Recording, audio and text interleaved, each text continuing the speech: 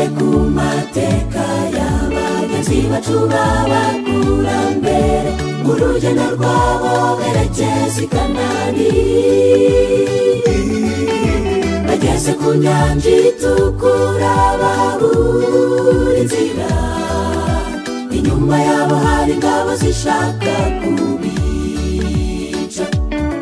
Bageze ku nyanja itukura babura inzira kandi impande zose ari imisozi. Farawo n'ingabo ze nabo bari guhurura n'intwaro zabo, bashaka kwica ubwoko bw'Imana ngo butagera i Kanani. Uwiteka aca umuhana mu nyanja barambuka.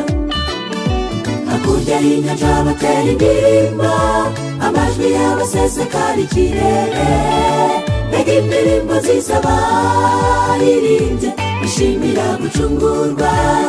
Abanzi bashakaga kubica barimukiye mu nyanja itukura.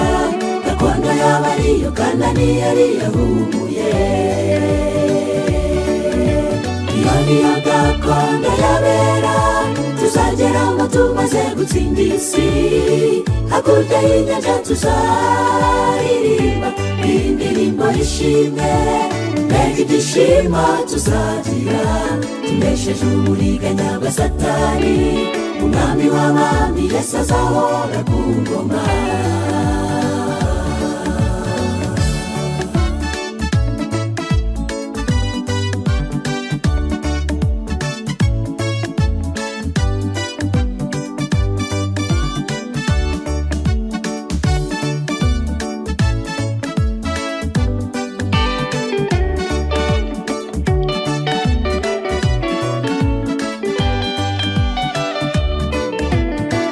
Turabisiraheli turerekeza muri Kanani.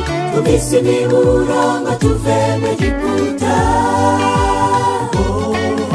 N'amategeko Mose yahawe ku musozi Sinayi, ngo yahawe umurage ngo dusoze umurimo.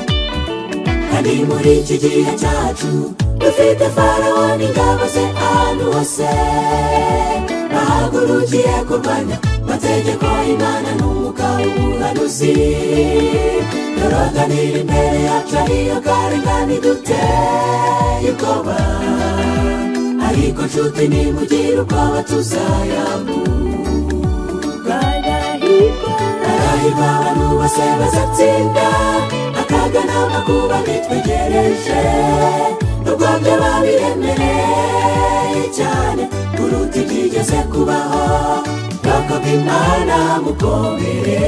Negutinya turi kumwe na Yesu, ihuza twambutse inyanja tugeze muri gakondo. Iyo niyo gakondo y'abera tuzageramo tumaze gutsinda isi.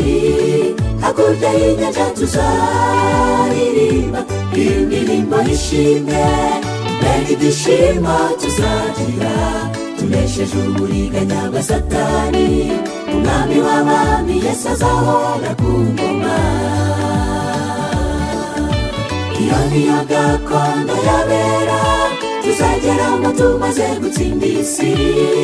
Hakurya y'inyanja tuzaririmba indirimbo y'ishimwe. Mbega ibyishimo tuzagira tunesheje uburiganya bwa Satani.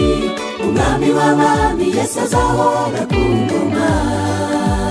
Iyo niyo gakondo y'abera tuzageramo tumaze gutsinda isi. Hakurya y'inyanja tuzaririmba indirimbo y'ishimwe. Mbega ibyishimo tuzagira tunesheje uburiganya bwa Satani. Umwami w'abami Yesu azahora ku ngoma.